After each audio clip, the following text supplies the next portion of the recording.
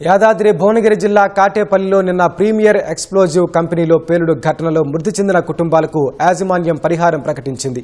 ప్రమాదంలో 3 కార్మికులు మృతి చెందగా మరో 3కి తీవ్ర గాయాలయ్యాయి. ఈ నేపథ్యంలో బాధిత కుటుంబ సభ్యులకు న్యాయం చేయాలని స్థానికులు ఆందోళన చేపట్టారు. కంపెనీ యాజమాన్యం మృతులకు ఒక్కొక్కరికి ₹1 కోటి పరిహారం ప్రకటించింది.